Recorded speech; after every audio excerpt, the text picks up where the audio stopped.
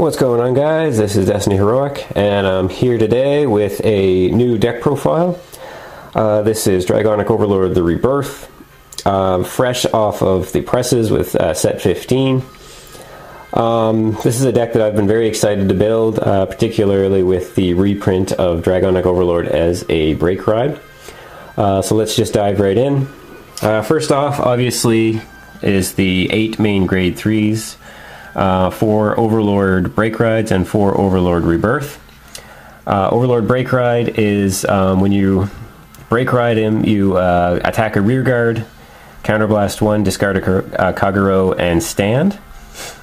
And then Rebirth is lock 5 rear guards, gain 10,000. That's in addition to the Break Ride on the Break Ride turn. And when he attacks the Vanguard, discard 2 cards and stand and attack again.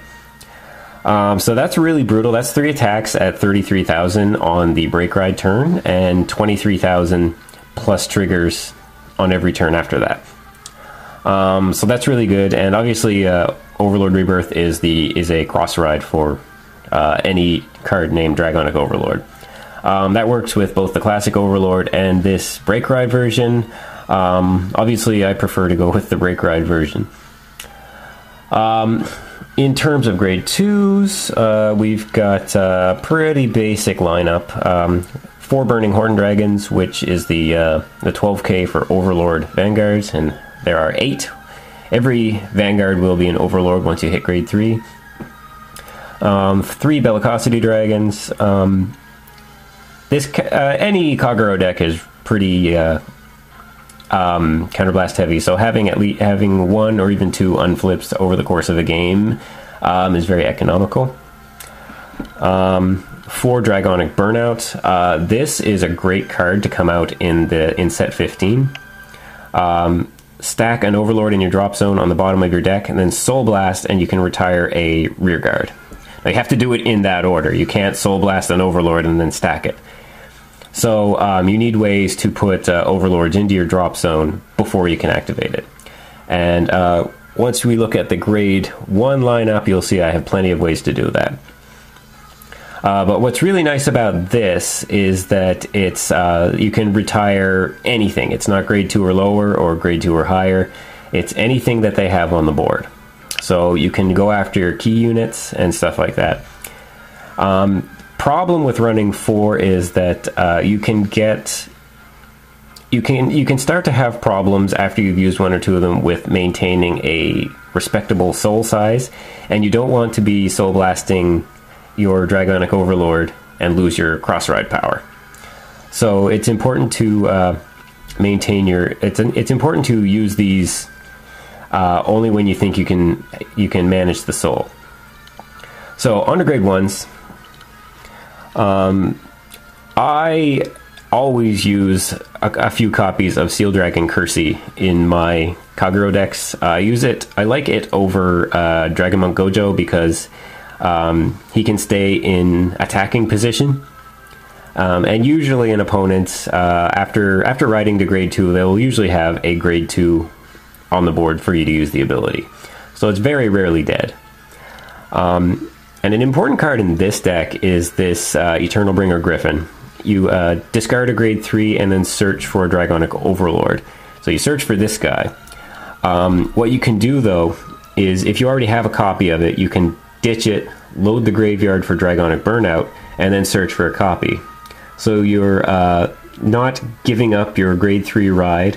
You're actually guaranteeing that you'll eventually have a cross ride power that game. You're setting up Dragonic Burnout, and you're thinning your deck.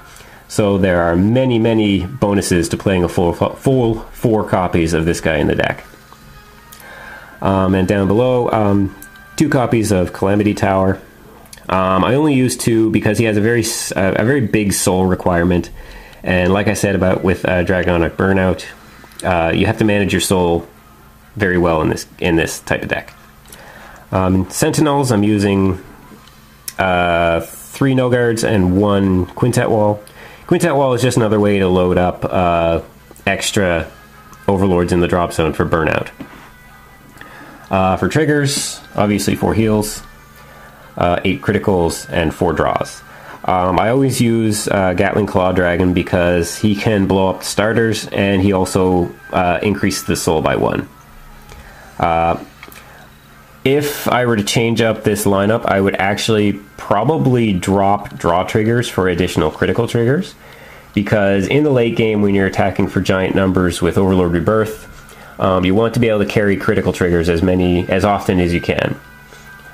Because 33,000 going up to 43 and 48 with 3 crits on it is pretty unmanageable for somebody who doesn't have a lot of null guards in their hand. And as the starter, the standard Red Pulse Draco Kid, he searches for an extra grade 3 to set up your Wyvern. He also increases the soul size by 1. This set 15 did introduce a new starter for Overlord specific decks called Lizard Soldier Fargo, where if he's in the soul, you can put him in the soul, and then during that turn, anytime an Overlord Vanguard hits something, you can retire a rearguard.